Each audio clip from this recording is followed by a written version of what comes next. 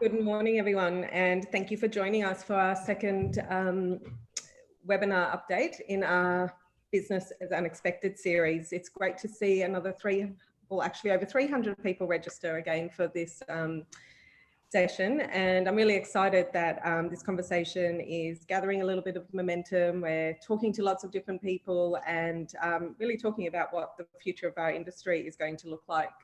So today we're focused on obviously virtual meetings, what platforms to use, how to really engage with people, and a bit of housekeeping to begin with.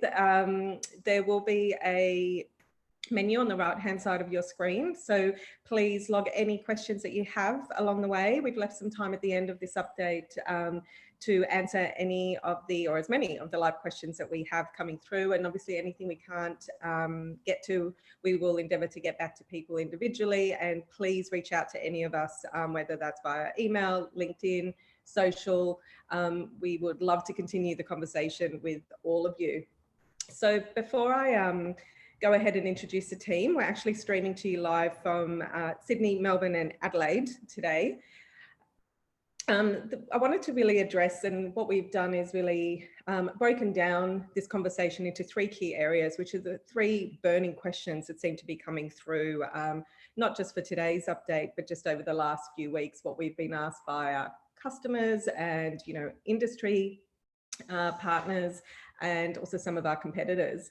So the first question that has been coming through is, what is the world of events going to look like post all of this? The second question which has been raised is, what about the technology? What technology should we use? What is the best new technology? What do we recommend for different meetings and events? So we'll address a little bit of that as well today. And the third one really is about what drives engagement, because ultimately online events are very different, and we're all now living in this perpetual state of online meetings and get-togethers. So really, we want to talk a little bit about the content and what we can do with content to make sure that we are driving engagement, that we are connecting with our customers, with our people, with our business partners, and how we continue to really look at business moving forward, and really how we grow ourselves out of this situation that we all find ourselves in. So I'm going to now introduce you to the team. So first up, we have Rosie Thompson-Jones, who is our business leader for production and creative services for CI Events Australia. We have Jason Thomas, who is our director of digital and design, and our executive director, creative director, Ben Weir as well. And I'm also really pleased to have with us Mario Valenti, who is the general manager of NW Group, who've been one of our longest standing partners, actually. They've been a partner of ours for over 15 years. So great to have you all here. So, and sorry, I'm Nat Simmons, by the way. I forgot to introduce myself right at the top of this. So I'm Nat Simmons, I'm the Global GM for CI Events. So I might hand over to you, Rosie, first. Thanks, Nat, and thanks everyone for joining us this morning. A little bit about me. I've worked in the industry for over 15 years and joined CI about 4.5 years ago. And I lead the team at CI that look after the production and creative services of our events. And as a collective, we're always looking at ways to inspire our audiences and ensure that we are delivering the best outcomes for our customers. I think now more than ever. Thanks, Rosie. Jason, we might hand over to you next. Thanks, Nat. Yeah, I'm currently in my 25th year with CI Events, so no small feat. My responsibility across the business is running the digital and design execution for CI Events. And the focus now for me really is looking for new ways of engaging delegates in this strange environment that we find ourselves in. Thanks, Jace. And Ben? Hello, I'm Ben. I've been telling stories in a professional context since about 2000, so do your math, 20 years, yikes. I branched out into live events and became a little bit obsessed with the idea of journey. And for me, the focus has always been on I guess, the audience experience. That doesn't change, whether it's video, live, animation, whatever. And I think, moving forward into this crazy COVID-19 era and beyond, I'm still focused on building better briefs and getting a strategic focus on the table for our clients and ourselves. Ben. And Mario, over to you. Hi, everyone. Thanks for having me all the way from Adelaide today. Yeah, as Nat mentioned, I've been fortunate enough to work with CI for over 15 years. So we're the technical partner. So we're the audiovisual provider behind a lot of the events that these guys do. We work very closely together in partnership. I'm the general manager of Australia. So we've got locations in Sydney, Melbourne, Brisbane, Adelaide. And I guess my elevator pitch used to be that we do audiovisual production for live events. There's not many live events at the moment. So now we're doing audiovisual production for virtual events. And we're adapting to the new market as quickly as we can. Look forward to talking about the technology side of all of this and hopefully get a few questions later in the live stream. Great. Thanks, everyone. So let's get right into it. So Rosie, maybe we could start with you, and maybe if you could please give us your perspective and share a little bit of your thoughts on the sudden changes that we're seeing in the meetings and events industry. Yeah, sudden change is right. I think many of our customers are choosing to cancel their events or postpone until early 2021. Some customers are looking at what a digital event might look like for them. But most are waiting to see what the next couple of weeks holds, the ever-changing landscape, and make a decision once they feel a bit more secure in our current world. I think it's no surprise that this is having a huge effect on our economy, and I think that's affecting all of us and our partners and our customers. And I think that's what we'll probably be feeling for the long term here. Yeah, very true. Jace, can you give us a little bit of an update on what's happening in your world of digital and design? Sure. Look, yeah, we've obviously been really hard hit as well on the digital and design side. We've really had to start reinventing how we bring our events to life, and it's both challenging but exciting, I guess, at the same time. We've had to very quickly rethink the delegate journey from what was once a simple website environment, I guess, from a registration page, is actually now moving into a much more immersive online experience. So it presents a real opportunity for us to reinvent that environment for them. It's challenging because that platform and creative strategy that has to hold their attention for a longer period of time, I guess, especially at home when we've got so many different distractions, which is really challenging with children, pets, TikTok, if you're like me, very distracting. But in the design and digital side of things, I think that means actually shorter bursts of information, something that allows people to have a little bit more fun. So we're really introducing a lot of micro gaming, leaderboards, quizzes and fun things just to keep the viewers' interest and really to avoid drop-offs. Our main KPI right now is that in anything we do is no drop-offs. So that's really how we're approaching a lot of what we do, which is quite a change. I also love the idea right now, moving forward in the future, tactile executions have a real place, especially with the overload of digital exposure. Even if it's as simple as a postcard or printed item, something that people can touch and feel, I think there's a real opportunity to do some fun things there. So I'm spending a lot of time, I guess, redeveloping what we can offer there. We're also obviously doing a lot of investigation as to what digital platforms are the best, or what we can actually use to deliver content. What's available now, and more importantly, what's actually being developed, what's up and coming. There's a lot of startups and things like that as well. So we're really looking at everything that we can, but more so platforms that actually help support our creative strategy and not the other way around, if that makes sense. Ultimately, we don't know what the future is going to hold. So that's the challenging thing for all of us. We do know that the event experience is going to change, not just now, but in the future.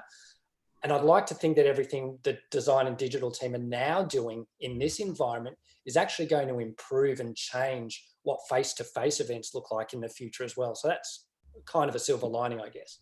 Yeah, and I think that's, to your point, and we talk about it at CI events a lot, of create the unexpected. And I think that couldn't be truer now than any other time, really, because as we all, as I said, sit in this perpetual environment of sitting virtually and connecting virtually, how do we create the unexpected for our customers, for our people, through these virtual environments? And that's really, for us, I think one of the key focuses, and what we're trying to work with our customers, is how we create the unexpected every single time we connect. So thank you for that, Jace. Let's move on to the technology piece, really. And you really wanted to know more about that. And I'm probably going to throw this one to you, Maz. So, from your gear perspective, you've got a lot of gear sitting on your floor. How are you repurposing and what are you doing with that for webcasts and virtual events? Yeah, thanks, Nat. I guess, yeah, we do have a lot of equipment that's sitting idle at the moment, but some of the equipment is very relevant for the live events and into the live streaming world that we're trying to get a foothold in. Cameras, lighting, microphones, all that. And there's a lot of digital live streaming elements of traditional events that we used to do. So really we are quite familiar with what we're trying to get out to market, and trying to use that equipment as much as possible. But more importantly, it's more about the people behind the technology as well. So we've got a lot of staff across Australia that are enablers of the technology that we're working with a lot of clients to, untangle their own live streaming capabilities. So big corporates that are thinking they're capable of doing it internally, we're still providing a bit of labour to go in and help them do that as well. But from an equipment perspective, yeah, there's a lot of cameras that we can use, a lot of lighting, a lot of microphones, a lot of switches, all the usual fun stuff. Yeah, great. And probably on that, we've received a lot of questions on what's the best platform to use, what should I be using? Who are the disruptors in this place, in this space? And before we get on to some of that, and I throw to the team again, I think, I'm sure all of you are across the news that, the FBI has warned not to use Zoom. And obviously we are using Zoom as part of this presentation today.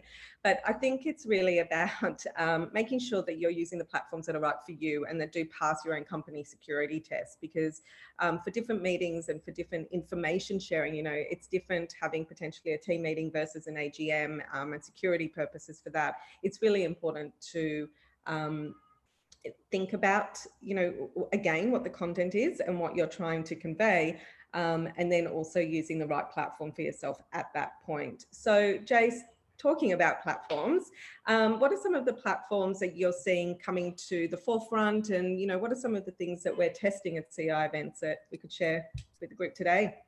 Yep, sure. Obviously, there's a lot of quick to market stuff out there. The market seems to be flooded all of a sudden with option. All of a sudden, everybody can deliver a webinar platform out of the box.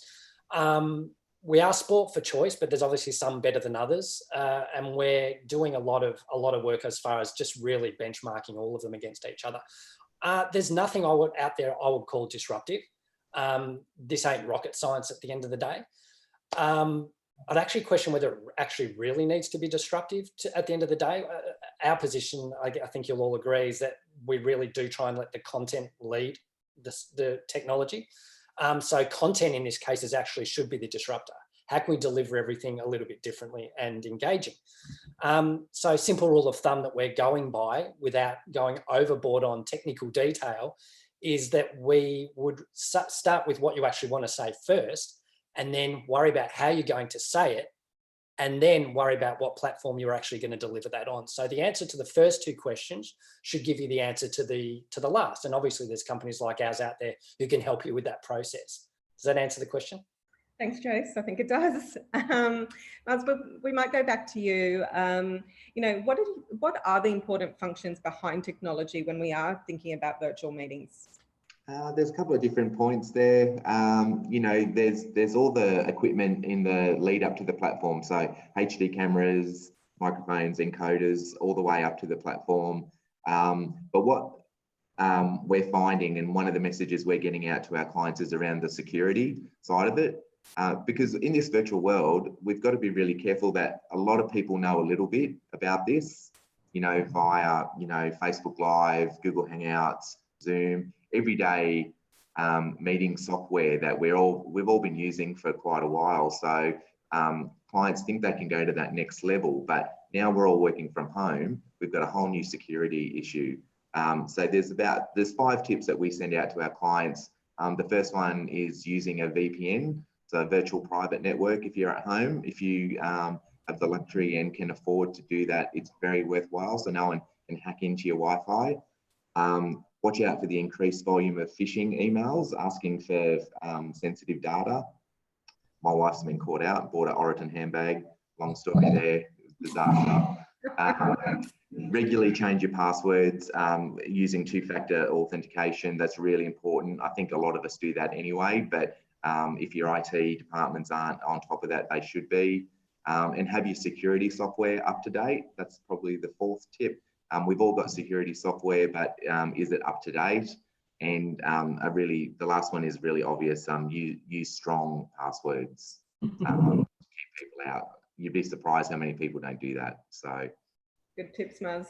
Thank you. And probably just again, staying with you, Mario, you know, you obviously create some amazing studio sets with LED screens. You know, is there still an appetite for virtually doing that, and how are you going about doing that? Yeah, I mean, that's all available. And we're 3 weeks into this journey. The first week was all about how can we make the sets look really impactful.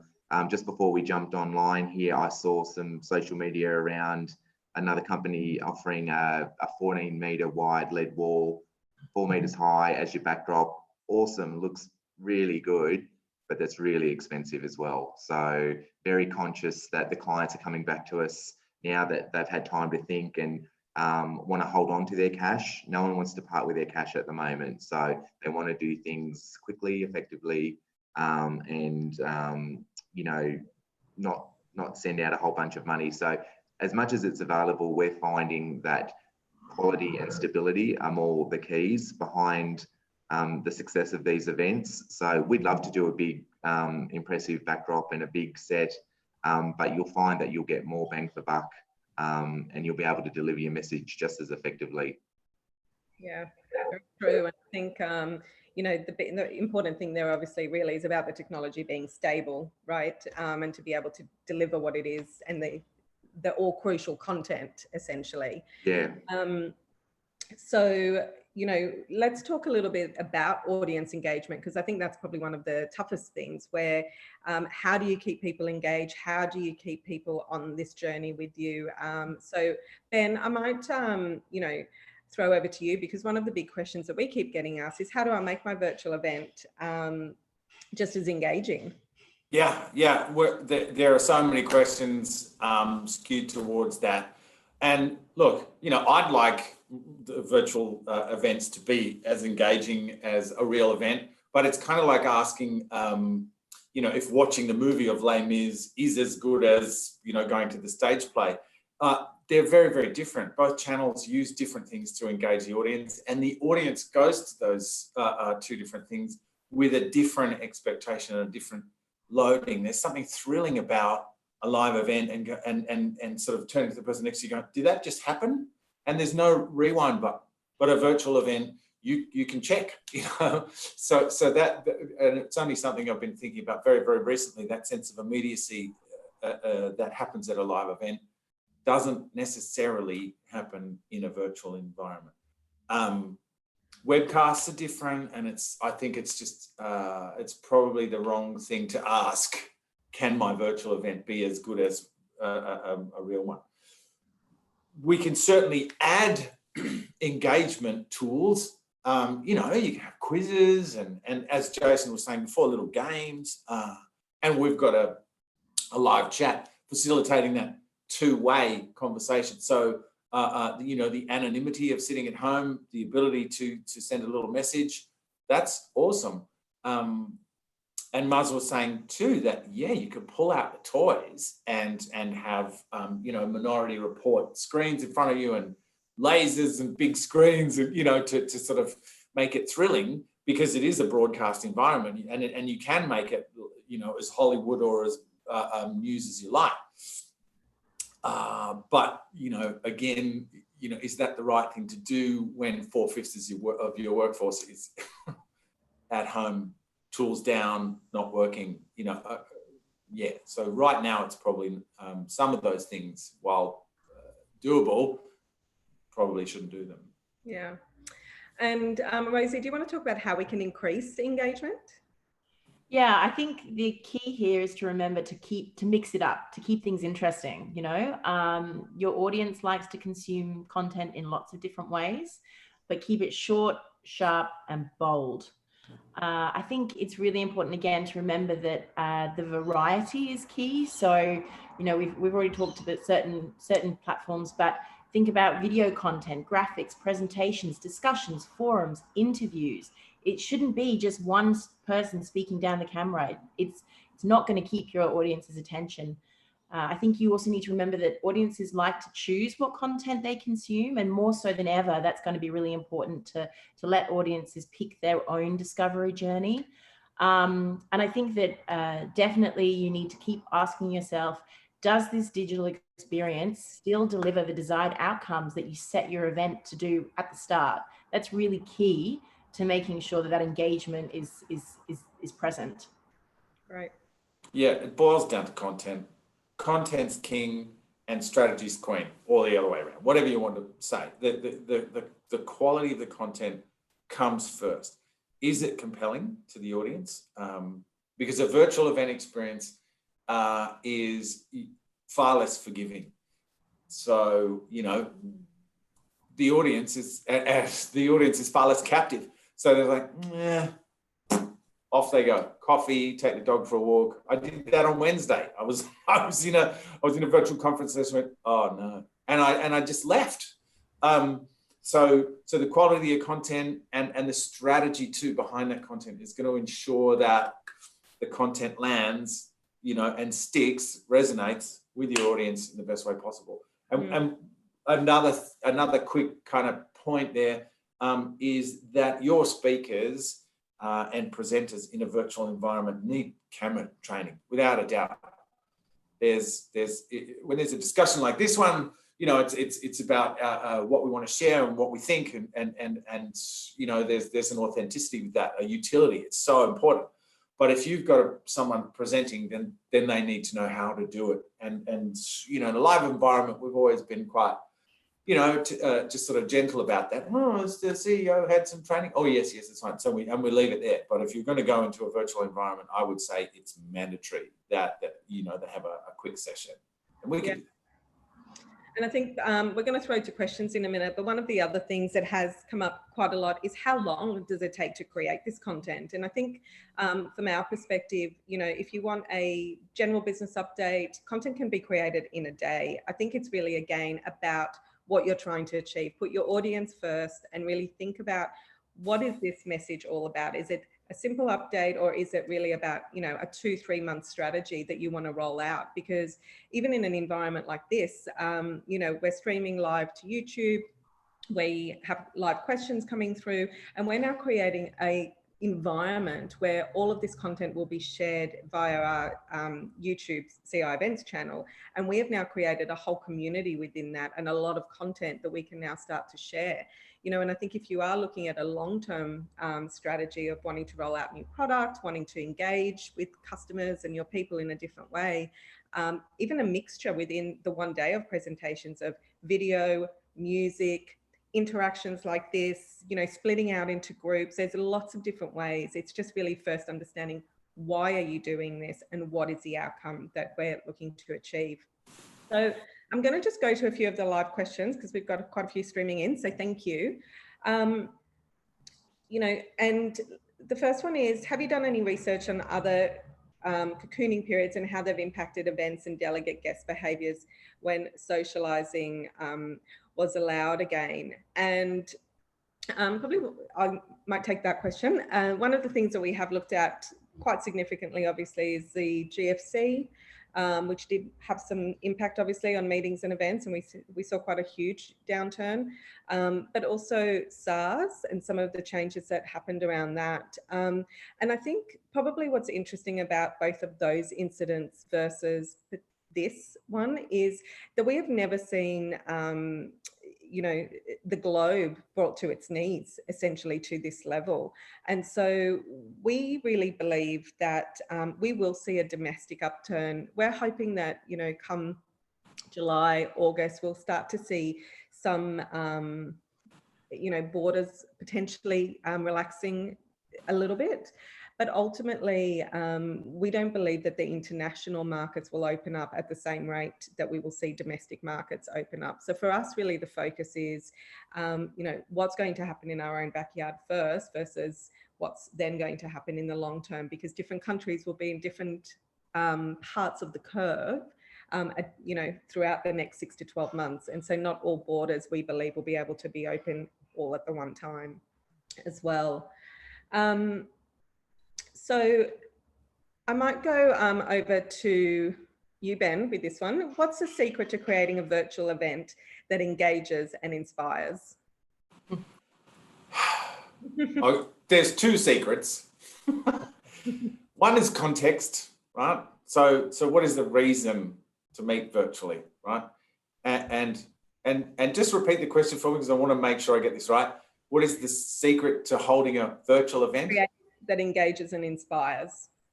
Okay, so it has to come down to the content, because your audience is coming from this strange place, right? And it's a really strange place at the moment. It's very challenging to comprehend daily life. Can I go outside? Can I sit on a park bench and eat a sandwich? No, you can't. What? So that's the world that our audience is coming from. And add to that the fact that if they're a working from home audience, they've been sitting in front of the screen, having video meetings, chat rooms, platforms, collaboration things, tours, launches. They've probably gone to a speech in the morning, or listened to a virtual event. So they're absolutely saturated. So I think your content and the way you sell that content, so pre and post communications is absolutely crucial. So it's twofold. Do you need to have a virtual meeting at all? And two, then if you're going to have that virtual meeting, make sure the content is unassailably useful and will connect to the audience. It's still all about the audience. Yeah, thank you. And I think, it is always about the audience first, because ultimately now they are much freer, as you say, to move in and out of the environment. So engaging them in a different way is definitely the number one priority to look at. Yeah. Rosie, I might consolidate two questions and give them to you, if that's okay. Do you have any advice on the timing of sessions, incorporating breaks, and how long they should be? And with that, what do you think that the role of entertainment will play in virtual events?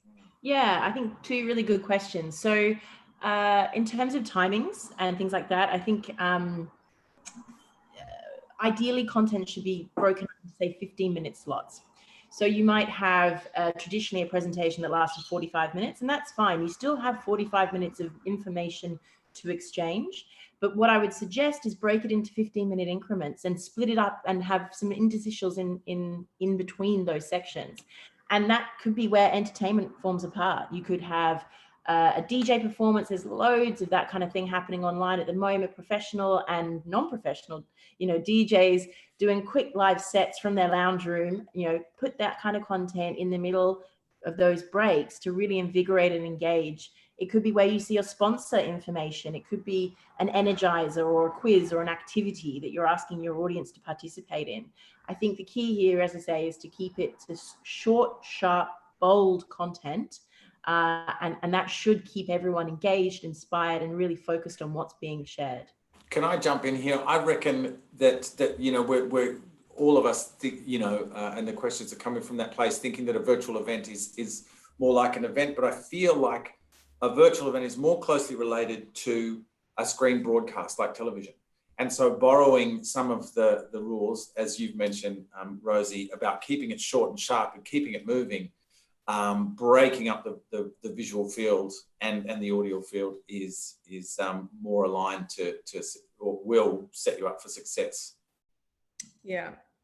I think one of the other questions, and it's come up a couple of times, is how do you guarantee attendance at an event, and how do you ensure that those they log in but then they stay online and they're engaging with the content? And I think I might give my 2 cents worth, and then if everybody else has anything to say, obviously.